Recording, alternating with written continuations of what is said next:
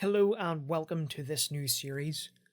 I haven't coined a name for it yet, but it will be a wildlife photography series, and that might very well end up being the actual name of it.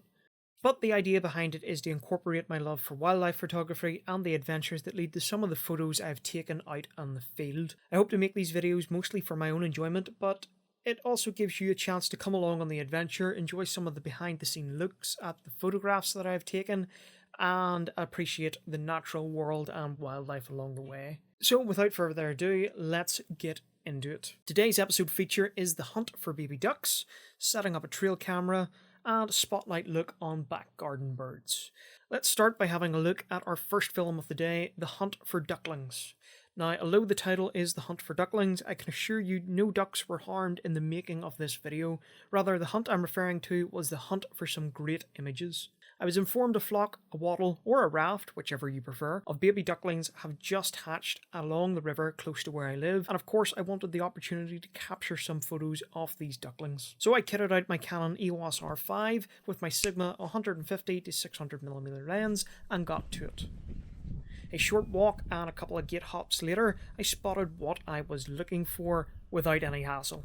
There were several ducklings skimming across and dancing across the water's surface, with their mother keeping a watchful eye close by. They were mallard ducks, and mallards usually form pairs in October and November in the northern hemisphere, until the female lays eggs at the start of the nesting season, which is around the beginning of spring, and their nest sites are typically on the ground, hidden in vegetation, which this river has plenty of reed beds to offer. Mallards typically will have a clutch of 8 to 13 eggs, and their lifespan is about 5 to 10 years.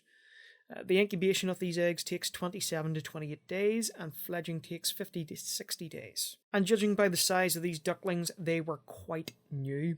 Ducklings are also precocial, which means they're fully capable of swimming as soon as they hatch, but they won't stray too far from their mother during this period because they imprint onto her, and she'll provide the warmth, protection, as well as helping them to learn about and remember their habitat, as well as how and where to forage for food. So yeah, I reckon these ones are quite freshly hatched. From reviewing the footage, I was able to account for definite there was at least 5, and could very well have been 6. However, my focusing skills were not up to scratch this day.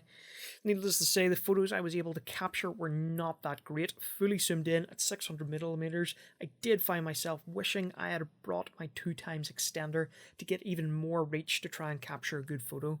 But with this being wildlife photography, at the end of the day, being able to observe a healthy brood of ducklings and knowing that they were nearby was good enough for me.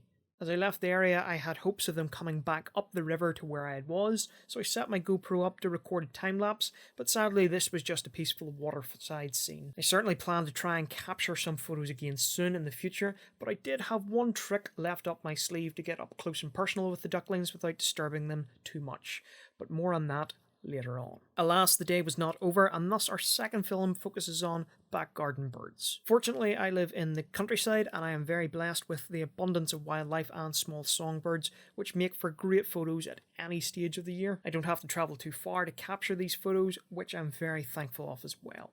So, as I spent a bit of time outdoors and along the river's edge, I was able to capture some photos of reed buntings, and these loud critters were diving in and out of the reeds beside the river, and although deciding to perch in some awkward angles to try and get up photos, I was sort of pleased with the photos that I was able to capture. Additionally, some barn swallows were sweeping low over the river's surface in hopes of capturing the array of insects that were hovering just above there. And try as I might to capture them in flight, they are very tricky even for the best autofocus. So in the end, I decided to set up my chair and tripod with the swivel arm, drape some camo netting on myself, and wait for the birds to come to me. And come they did. Starting off, one of my favourites just for the beautiful coloured markings are the chaffinches. I always get excited whenever I see these guys on the sole basis, as I always hope and mistake them to be a bullfinch, one of the top birds I'm hoping to photograph at some stage in life. Yet, they still elude me. I was also able to capture some goldfinches stopping by on this tree as well. It's fantastic to see them starting to come back into the area as well. Of course, any bird photography outing would not be complete without the faithful robin stopping by to sing a song and pose for some photos. And finally, a great tit finished off the day with a song. Out of the photos I took, none of them were by any means spectacular, although I do give credit to the goldfinch and the robin photos, but it was just one of those days. I was trying out new camera tricks and settings because the idea of this series had come to me, and I was working out the best way to capture and go about it. So even to have a tester shot and some videos and photos to work on to refine the skills of this series, I was pleased. At the end of the day, whenever I was setting things and uploading photos and editing them, I heard the distinct flutter of starling wings. I peered outside to my back garden and saw a decent-sized flock of them foraging for food.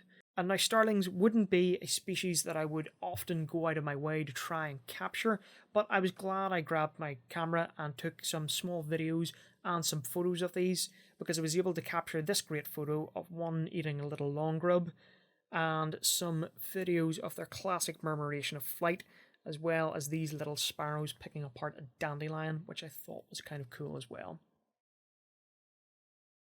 So all in all, even though the day did not start off successfully, I think it did come to an end with a perfect success in getting to where I got. Now, before we go, I did say there was one final element of this episode, which was the setting up of the trail cam. As I said, this was the trick I had up my sleeve to capture the ducklings that I mentioned at the start of this episode without causing them any disturbance. I've used the trail cam in the past, having got it last year as a birthday gift, but I haven't had it out in a while. Previously, I was able to capture some rabbits where I know they burrow, as well as a passing by badger, which this one seems to have been injured at some point.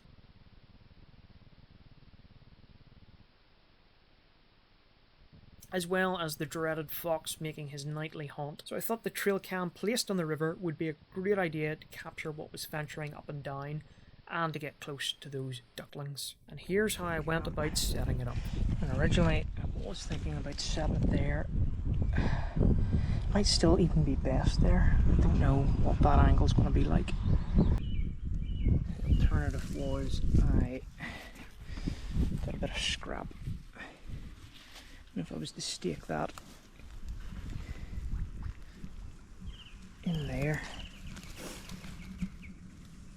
and attach it, then I've got a more sort of quote-unquote level surface.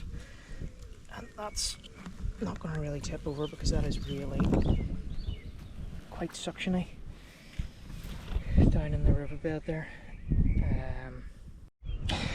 In the end, just testing it on that angle, it's looking far too down at the actual water side, so I think attaching it to a stake, planting it in the river itself, is going to get me the best thing if anything passes through this way. What I failed to notice the first time though was somebody's had, or Mr. Foxy's had, a little meal of rabbit around here and left that. It's quite interesting, so I don't know what that's doing down here, but yeah. And with the trail cam set up, all I had to do was wait and return to it. But we'll end there. I'll not spoil what I captured on the trail cam, but I will include that in the next episode, along with the next adventure featuring a wildlife reserve and some photographing of some great crested grebes. If you've enjoyed today's show, please feel free to like and subscribe, comment down below your favourite story or adventure from today's episode, and be sure to tell me which of today's photos you thought were great captures.